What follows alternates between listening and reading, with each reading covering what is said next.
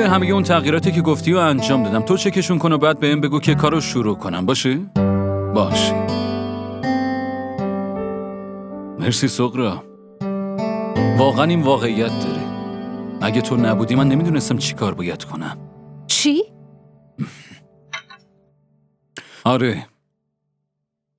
بعد فوت آصفه این تو بودی که منو تنها نذاشتی. وگرنه حتی خانواده‌ام تو سختی آدمو تنها میذارن.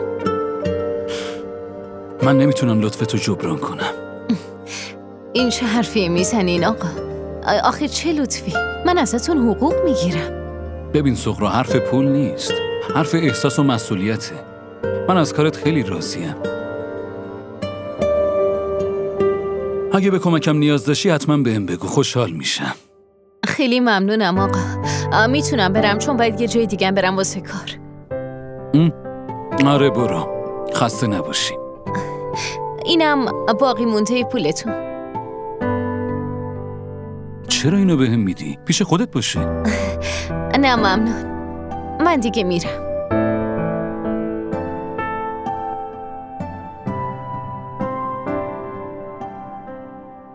من 10 بار بهتون گفتم خدمتکارا عوض کنین، اما شما حرف گوش نمیدین. سلام علیکم خانم. سغرا، تو هم که همیشه 1.5 ساعت دیر میای. خب خانم، شما هم از اونور منو دیرتر تعطیل میکنی.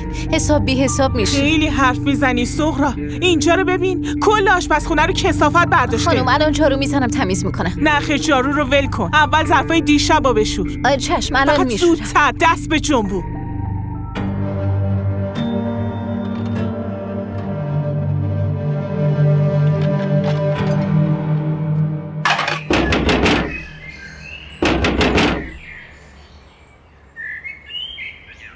این در رو باز کنین. داداش ابرار، چرا در رو محکم میزنی؟ والا منم علاقه‌ای ندارم در رو محکم بزنم.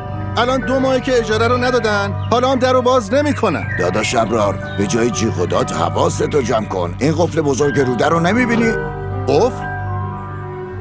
نکنه مادر و دختر پولمو خوردن و فرار کردن. اینجوری میشه دیگه وقتی به 2 تا زن تنها خونت اجاره میدی. قرارداد باهاش نبستی؟ نه بابا، من دلم برای هر دوتاشون سوخت و این خونه رو بهشون اجاره دادم به خدا. داداش ابرار، تو هم فقط واسه زن دلسوزی میکنی. برو شما برو به کارت برس، من پیداشون میکنم. آره برو پیداشون کن، من که دیگه میرم.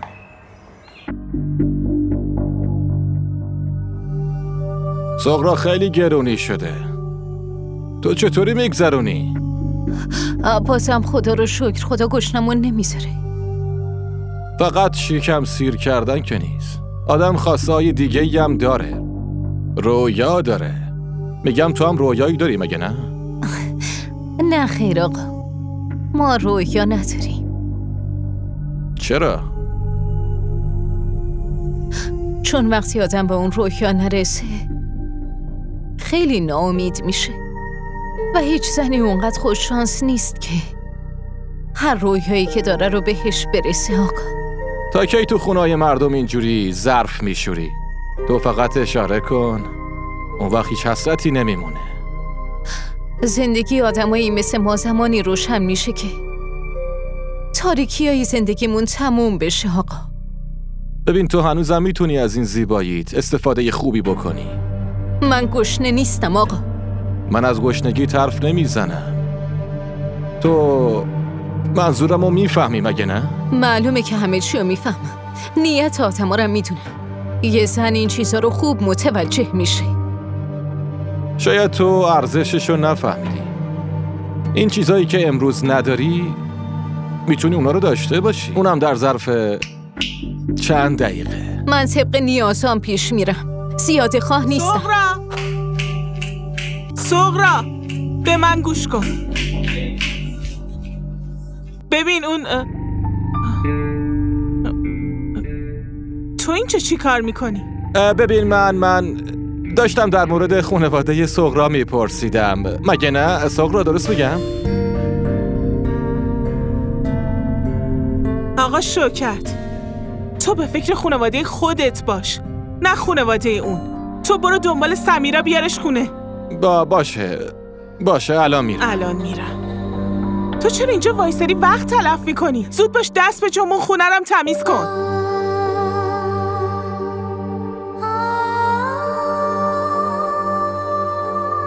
زود باش با من بیا. با من بیا. دارم میگم با من بیا. ولم کن رمضان، دستمو ول کن. من با اینجا نمیام. چرا نمیخوای بیای؟ خجالت بکش، من زن تو هم. من به پول در آوردنت که نیستم. که اینطور؟ پس تو بهم پول بده. آخه از کجا بیارم؟ من که پول ندارم. زن دروغگو، داری دروغ میگی. من خودم دیدم که صاحبکارت بهت پول داد. اون کجاست ها؟ اون پولو واسه سایر دارو آوردم. واسه داروی سایر خیلی نگرانی، ولی واسه من نگران نیستی ها؟ بزن، هر چقدر میخوای کتکم بزن. من دیگه ازت نمیترسم. چی؟ تو چی گفتی؟ به فکر شوهر دستان نیستی ها؟ مگه تو خیلی به فکر من بودی ها؟ از وقتی عروسی کردم یه روزم نفس راحت نکشیدم. و تو خودتو پدر میدونی؟ این بچه یه لقمه غذا نداره بخوره. تا حالا شده بهش بگی بیا بریم بیرون تفریح کنیم، بیا برات اسباب بازی بخرم؟ گفتی؟ ساکت شو. با شوهرت زبون درازی نکن. پس اینا رو از کجا میاری؟ ببینم فقط واسه من پول نداری؟ من تو خونه مردم کار میکنم که شکم خودم و دخترم رو سیر کنم. واسه مستی تو هیچ پولی ندارم. مرد بفهم. من که میدونم با کی رفت و آمد داری. اون آقا با چی کار داره؟ بگو. اون هم سن پدرمه. منو دختر خودش میدونه. پدر؟ یه چیز دیگه. شوهر خودتو احمق فرض کردی؟ قربت رابطه پدر دختری زیر سوال نبر. بی حیا. فردا به دخترتم یاد میدی. تو هر چی میخوای فکر کنی فکر کن. ببین، برای آخرین بار میگم، بهم پول میدی یا نه؟ پول نمیدم. نمیخوای بهم پول بدی؟ و نه اینکه با من بیای. حالا که اینجوریه دخترمو میبرم باهاش پول در بیارم. بریم دختر. دست از سرش بردار. تو باید با من بیای. ولش کن. دستتو بکش. چی شد؟ برو عقب. خیلی خوب. آروم باش. خدا میکشمت. از اینجا برو بیرون. بهت دارم میگم کار خوبی نمیکنی. برو بیرون. به حسابت میرسم. چیو شکستی؟ چیزی نیست خانم. دوباره یه چیزی شیکوندی. ببین سغرا، خیلی حواس پرتی. یادته به چی گفتم؟ ها؟ امروز میخوای کلا تو آشپزخونه باشی؟ خانم الان تمومش میکنم. من اگه همین امروز خدمتکار پیدا کنم تو یکی رو از اینجا میندازم بیرون. نه خانم، من معذرت میخوام. خواهش میکنم.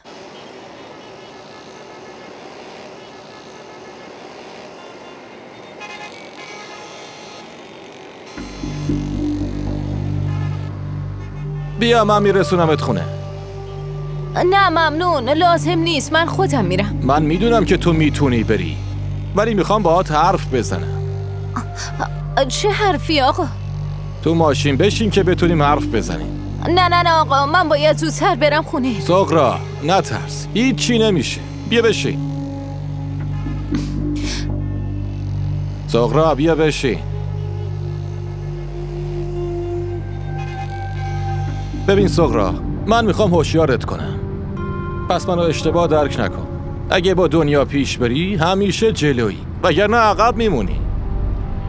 واسه من فرقی نمیکنه آقا که جلو باشم یا عقب. فقط میخوام زندگی خودم رو بگذرونم. همین.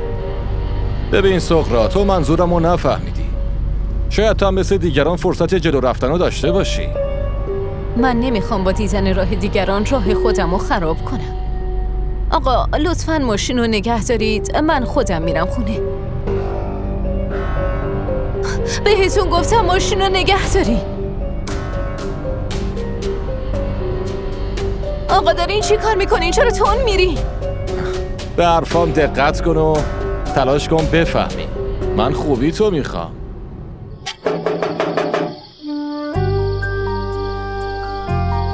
من میدونم که تو میشنوی. من فقط به خاطر تو میام اینجا. من میخوام به هر قیمتی شده به دستت بیارم. اگه تو بخوای من با مادرتم حرف میزنم.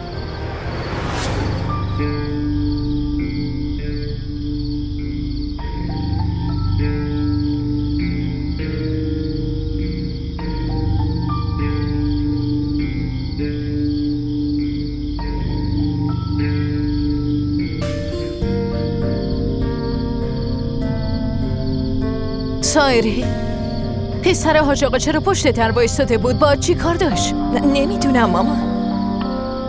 تو که باهاش حرف نزدی ها؟ در رو باز نکردی؟ نه مامان، تو که میری در رو از بیرون قفل میکنی. چطوری میتونم باز کنم؟ آره خودم میدونم. بیا داخل.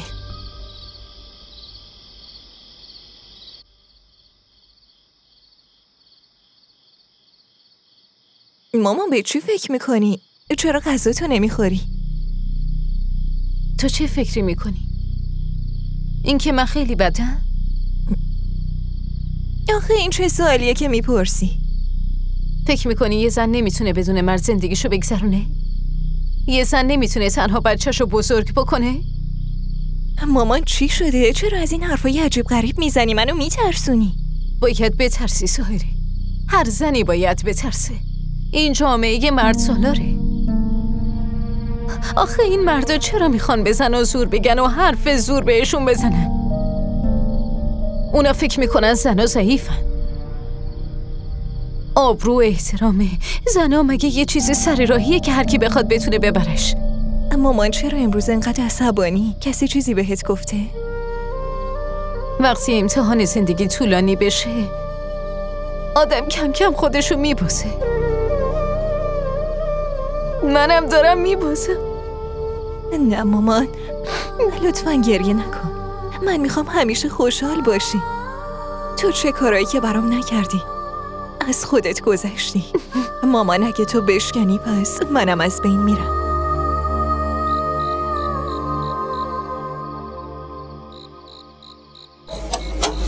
سلام داداش ابرار، شمایی؟ داداش اینا رو ول کن بابا.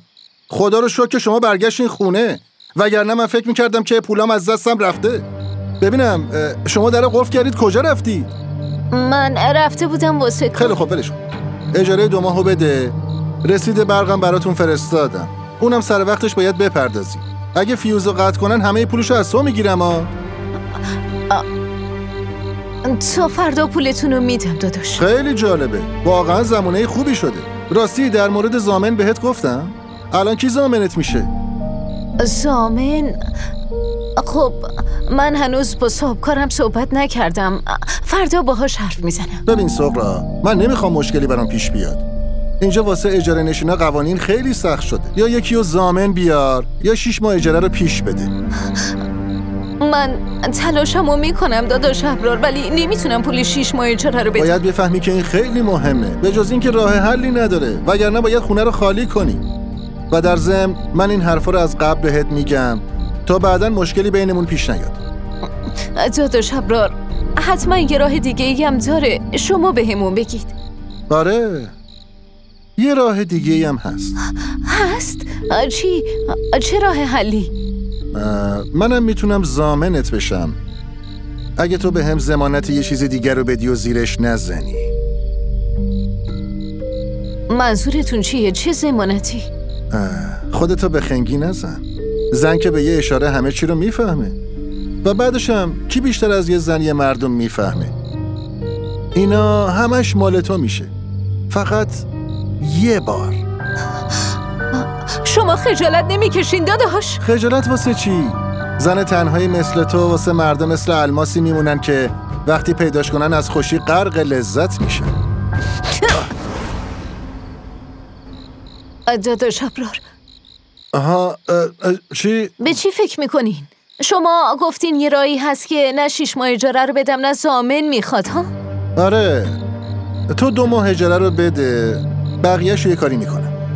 خیلی ممنونم داداش، شما آدم خیلی خوبی هستی. من این لطفتون رو هیچ وقت فراموش نمی کنم. تو این زمونه کی بی دلیل به کسی خوبی میکنه آخه؟ اطراف ما آدمایی که درو باشن خیلی زیاد هستن، اما من یه چیزی رو خیلی خوب میدونم، هر چی تو دل آدم باشه همون تو زبونشه. شاید تو درست میگی. خب من دیگه برم.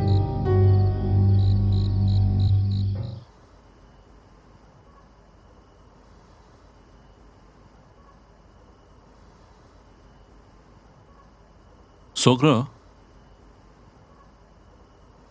چی شده امروز خیلی ساکتی؟ نه خیر آقا، یه خورده ناخوش احوالم. دارو خوردی؟ پیش دکتر رفتی؟ نه آقا، الان خودم خوب میشم. تو این مسائل نباید بیخیال باشی. بری من تو رو پیش دکتر میبرم. نه نمیخواد، من بعدم میرم، شما زحمت نکشین.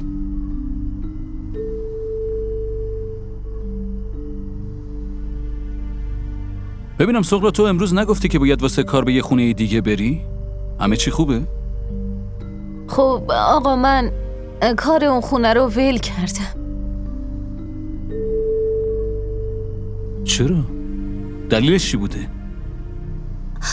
شما دلیلشو نمیفهمین. لطفاً نپرسین. من نمیفهمم یا تو نمیخوای بگی؟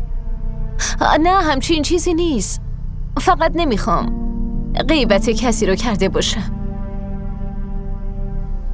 حرف زدن پشت سر بقیه غیبت محسوب میشه. سغرا، آدمای تحصیل کرده اینجور حرف نمیزنن که تو میزنی. میفهمی چی میگه؟ از کجا این حرفا رو یاد میگیری؟ تو هر حرفت یه گیرایی هست که نمیفهمم. من آدم تحصیل کرده ای نیستم، اما اینو میدونم که بعضی چیزا رو با گذر عمر یاد میگیری و میفهمی. تو هیچ وقت در مورد خانوادت حرفی نزدی. اگه خانواده ای بود که میگفتم. معذرت میخوام، نباید سوالای شخصی بپرسم، میدونم. من امروز دیر سر کار میرم، تو خونه کار دارم. یه لیوان چای واسم میاری؟ چشم. سغرا، تو تا امروز در مورد شوهرت چیزی نگفتی. اون مرده. معذرت میخوام، نمیدونستم. منم نمیدونستم قراره انقدر زود بمیره، قبل اینکه تاوان کاراشو بده. تاوان؟ زندگی کردن تو این دنیا همینجوریه دیگه. باید تاوان بدی. نه سغرا، این دنیا جای قشنگیه، واسه زندگی کردن نباید تاوان پس بدی. تاوان و سزا رو اون دنیا میدی. از این زندگیت لذت ببر، همه چی رو فراموش کن. من همیشه ازش متنفرم. این که خودتو دوست داشته باشی بهتر از متنفر بودنه. بعد میبینی که زندگیت عوض میشه. زندگیم که عوض شده آقا. این افکار و احساسات آدماست که بستگی به خودشون داره. تو هر چقدر به خودت سخت بگیری همونقدر سخت میگذره، میفهمی؟ هر چی میخواست بشه شد دیگه، اینطور نیست؟ فراموششون کن. قدم به جلو بردار. میفهمی چی میگم؟ نترس.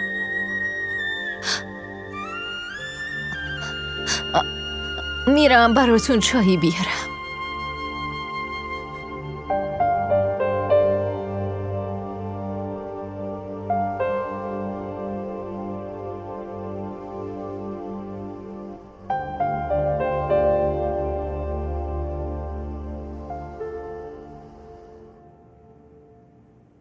خدا رو شکر که اومدی.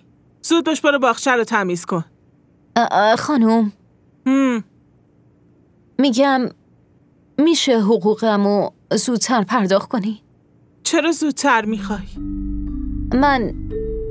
من دیگه نمیخوام بیام. آخه چرا؟ خانم لطفاً فقط حقوقمو بدین. آها، تو از حرفای دیروز من ناراحت شدی؟ ببین سغرا، دیروز فشار خونم یکم بالا بود. من ازت عذر میخوام، باشه؟ نه خیر خانم، معذرت نخواین. من همچین چیزی نمیخوام. پس بگو دلیل چیه که میخوای بری؟ دلیلی نداره خانم. اگه اینجا رو ول کنم به کارهای دیگم بهتر میرسم. ببین من با نیم ساعت یا 1 ساعت تأخیرت مشکلی ندارم. تو دیر بیا ولی کارتو ول نکن. من از کارت خیلی راضیم. منو دست تنها نذار. اما من کاری که آبروم اونجا در خطر باشه رو اصلا دوست ندارم خانم. چی داری میگی سغرا؟ مگه ما بهت بی احترامی کردیم؟ ما که تو رو عضوی از خانواده‌مون میدونیم. خانم منم خودم عضوی از خانواده شما میدونستم، اما خب نمیتونم جای شما رو بگیرم. چی؟ این چه مزخرفیه داری میگی؟ خانم راستش آقا دیروز به من یه پیشنهادی دادن. بهم پیشنهاد ازدواج دادن. حتما دلشون به حال زندگیم سوخته. همین.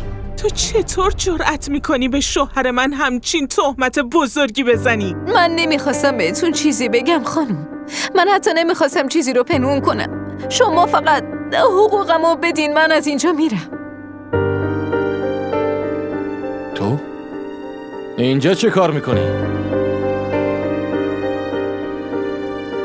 وقتی یه رابطه ای نابود میشه باید یه فکری به حالش کرد.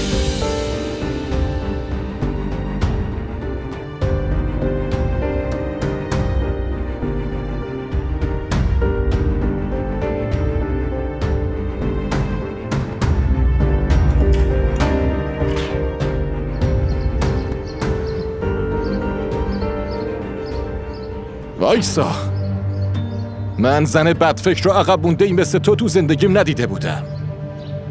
من به خاطر خدا میخواستم کمکت کنم. اون وقت تو؟ خجالت بکشین آقا، اسم خدا رو به زبونتون نیارین. بد چشمی و نیت بدتون از همون روز اول فهمیدم. ساکت موندم چون به این کار نیاز داشتم. عجب، به خاطر کار نیت بد و چشم هیزو هر دوشو میتونی تحمل کنی. نمیتونستی از من بپرسی؟ این به نفعت بود زنی که یه احمق. خجالت بکش، من دیگه میرم. وایسا، نمیتونستی دهنتو ببندی؟ همه چیو به زنم گفتی. به فکر آبروی خودت نبودی، حداقل به فکر آبروی من میبودی. آها، یادم رفته بود که فقط شما تو این جامعه آبرو داری. بالاخره مردی. من اگه بخوام تو یه دقیقه میتونم تو رو بدنامت کنم. حرفمو که فهمیدی؟ آره، شما کار دیگه ای بلد نیستی. آسون ترین کار بردن آبروی یه زنه. زنی مثل تو کجا تو این جامعه آبرو داره؟ هر کی بخواد میتونه ازت استفاده کنه.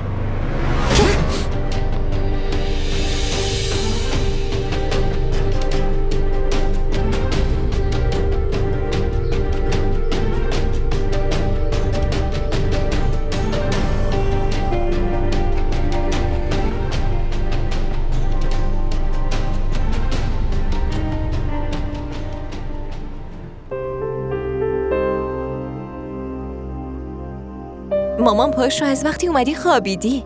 پاشو این چای رو بخور. مامان انگار تب داری، بلند شو. پاشو. هیچی نیست بابا. مامان داری تو تب میسوزی. صبر کن، الان میرم دکتر رو میارم. نه نمیخواد. کجا میخوای بری؟ ولی مامان تبت خیلی بالاست. چیزیم نشده، نگران نباش. به حرفم با دقت گوش بده. فردا تو به جای من برو خونه آقا کار کن. کسی نیست که اونجا کار کنه. فردا آدرسشم بهت میگم که بری اونجا کارشو انجام بدی. باشه مامان، میرم و به سرد بیارم پاشویت کنم.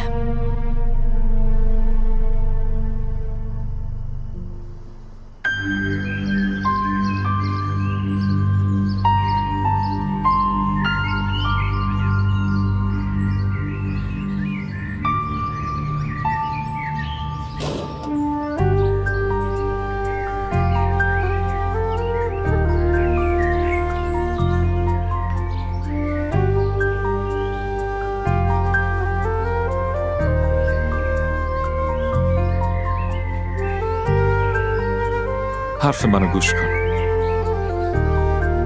با من دوست میشی؟ داری میشنوی دیگه نه؟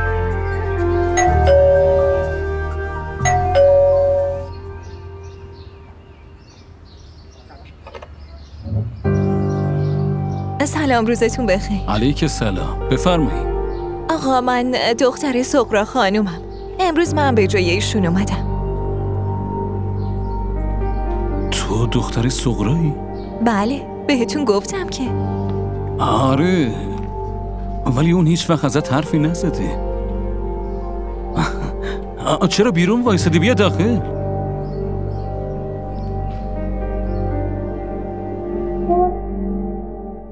اینجا آشپزخونه است، بفرما. مامان گفته بود اول صبحونه میخورین. آره، شاید. شاید یعنی مطمئن نیستی؟ باشه، پس برو صبحونه درست کن. اول یه لیوان چای بیار.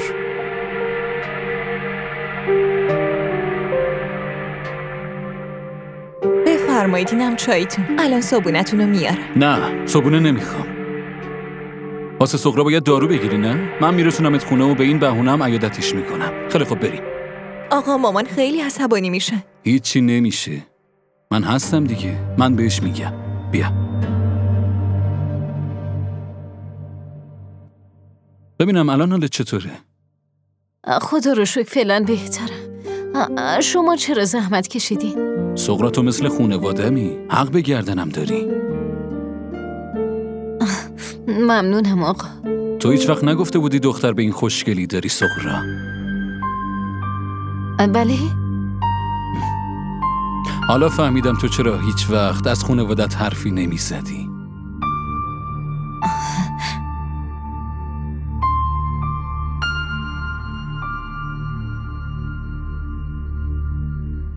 ببینم سغرا تو چند ساله که خونه ما زندگی میکنی؟ شاید 4 یا 5 سال. تو این مدت از من بدی دیدی؟ نه خیر آقا. تا حالا شده زن دیگه یا تو خونم بیارم؟ نه اصلا. این چه سوالیه که میپرسین؟ بعد فوت همسرم هیچ وقت خب فکر نکرده بودم که ازدواج دوم کنم.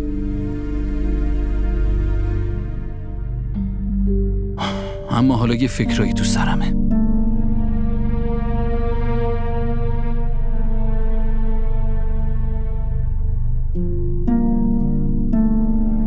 شما چه فکری کردین آقا؟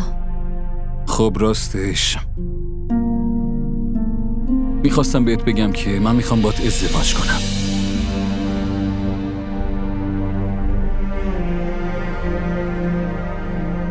ببین تو بیوه‌ای، مادر یه دختر جوونی. تا کی میخوای خونه های مردم رو تمیز کنی و اینطوری بگذرونی؟ من بهت قول میدم که دخترتو مثل دختر خودم بدونم و انشالله به وقتش اونم ازدواج میکنه و خوشبخت میشه. اون وقت تو هم بقیه عمرتو کنار من میگذرونی. البته اگه بهم اعتماد داری.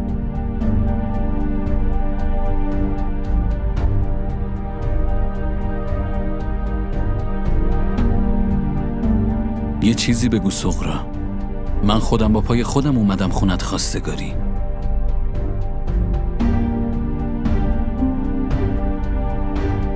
باشه پس فکراتو بکن و تا فردا بهم خبر بده. باشه؟ مراقب خودت باش. من دیگه میرم. خداحافظ.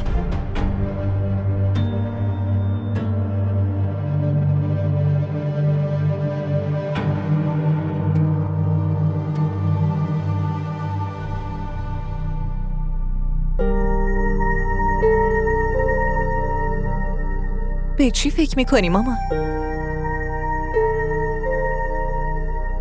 سایره نمیتونم تصمیمی بگیرم. راستش منم خیلی گیج شدم. اصلا فکر نمیکردم همچین پیشنهادی بده.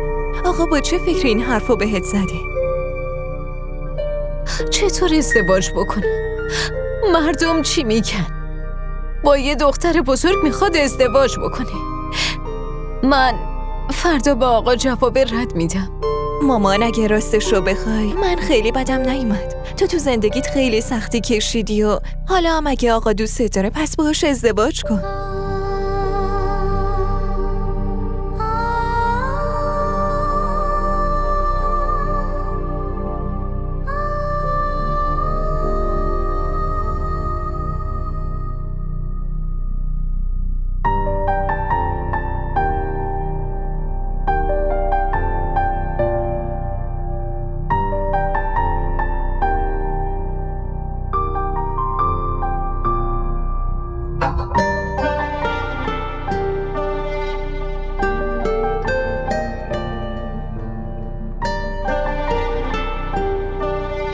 من که خیلی خسته شدم. تو هم حتما خسته شدی. بگیر بخواب.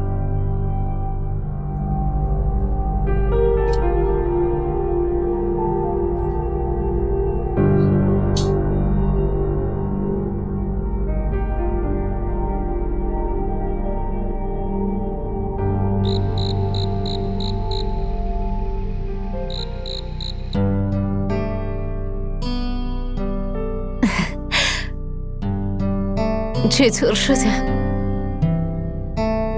خوشگل شدی. راستی وسایل خونه تموم شده. برو خرید.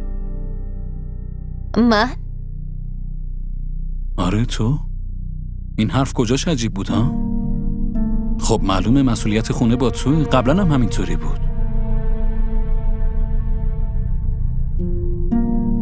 اینو بگیر، پیشت باشه. به سایره بگو برام یه لیوان چای بیاره. باشه.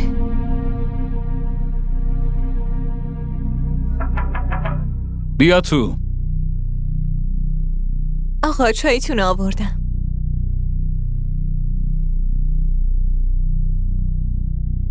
بگیر بشین، میخوام با حرف بزنم. چی؟ بیا بشین، بیا با حرف دارم، بشین.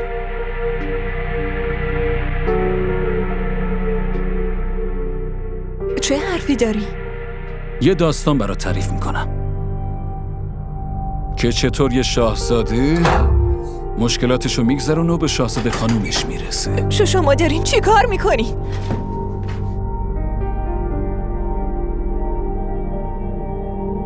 این ریسک بزرگو به خاطر کی کردم؟ به خاطر تو. از چی داری حرف میزنی؟ تو نگاه اول ازت خوشم اومد، به دلم نشستی. چرا داری مزخرف میگی؟ مزخرف نمیگم، دارم راستشو میگم. من میخواستم تو رو به دست بیارم. مامانتم یه پله واسه رسیدن به تو بود. اونو که حتی لمسش هم نکردم. اون همون جوری که بود هست، همون جوری. محض رضایی خدا بذارین من برم، من جای دخترتونم. آره ولی دخترم که نیستی نه؟ التماستون میکنم بذارین برم. خب بفرما برو، کی مانعت شده؟ چطور میتونم بذارم به این راحتی ها بریم؟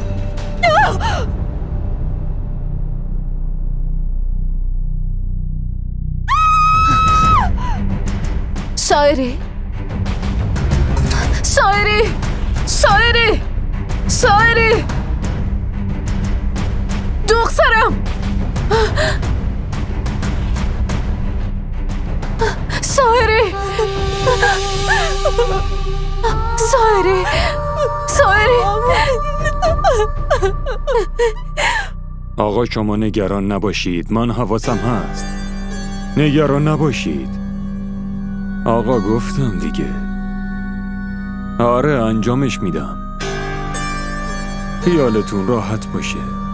انجام میشه. خیالتون راحت.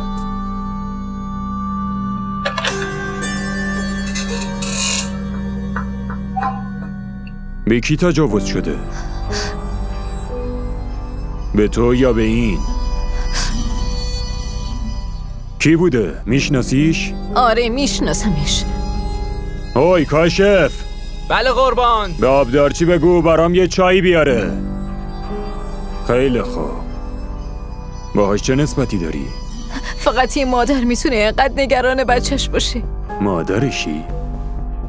خب بگو ببینم اون آدم کی بوده؟ شوهرم بود. چی؟ پدر این؟ تو عقلتو از دست ندادی؟ داری به پدر تهمت میزنی؟ ناپدریش آقا. آها، پس به خاطر حواس توی که این بلا سرش اومده ها؟ این چه حرفیه؟ اوی صدا تو بیار پایین. فراموش نکن داری با کی حرف میزنی. آقای پلیس لطفاً علیه شوهرم شکایت بنویسی. ببین خانم، این یه شکایته. به همین راحتی نیست که شما بگید و ما هم درجش کنیم. حالا چه مدرکی داری؟ مدرک؟ این دخترمه، مگه نمیبینی؟ حال روزشو نگاه کنی، بهش تجاوز شده. شما باید به شوهرم سخت‌ترین مجازاتو بدی. خانم محترم، کار ما پیدا کردن مجرمه، نه حکم دادن.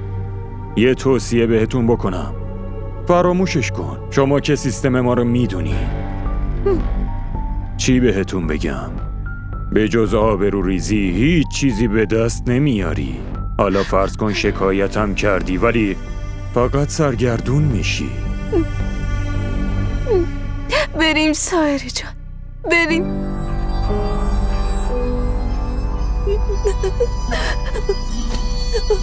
اوی پسر کاشف. بله قربان. مگه بهت نگفتم چای بیار؟ کجا رفتی؟ چشم قربان، الان میارم.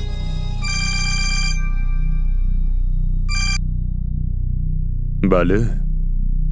با مهمونا که خوب رفتار کردی ها؟ آدم مهموناتون رو چشمه. دست به سرشون کردم، هیچ کاری نمیتونن بکنن. آقا شما اصلا نگران نباشید، فقط حواستون به ما باشه. نگران نباش. وقتی بخوایم گناهمون رو پاک کنیم نگران پول نیستیم، پس نگران پولت نباش. بده من ببینم.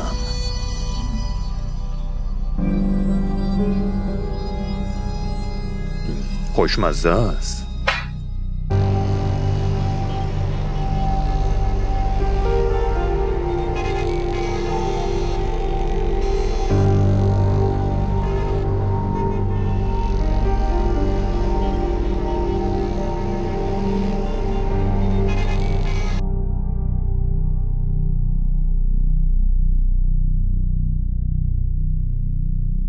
اینجا خونه منه. کاروانسرا نیست که هر وقت دلتون بخواد برین. شما دوتا کجا بودین؟ نکنه مادر دختر عیاش شدین؟ آدم پس تو عوضی مثل تو ازدواج و عیاشی میدونه. تو با فریب با من ازدواج کردی چون فکر منحرف دخترمو میخواست. آره مگه تو چی داشتی که باید باد ازدواج میکردم ها؟ اشتباه کردی، به جای خودتونو فرستادی واسه کار. دل که دل، خب منم عاشقش شدم، با تو ازدواج کردم، ولی رابطم با دخترت بود. خب که چی؟ شورشو در آوردی. بفرمایین جناب پلیس، مجرم به جرمش اعتراف کرد. این چه مسخره بازیه؟ جمعش کن. مسخره بازی نیست، واقعیت. این تویی که زنا رو به مسخره گرفتی. دستگیرش کنید.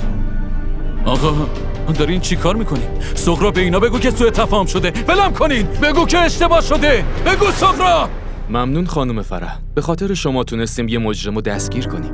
آقا ازتون ممنونم که بهمون کمک کردین. این که وظیفه‌م بود. ممنونم ازتون. ما اونو حتما به سزای عملش میرسونیم و شما نیازی نیست که بترسین. به طور قانونی شما همسرش هستین و میتونین تو این خونه بمونین. با اجازه.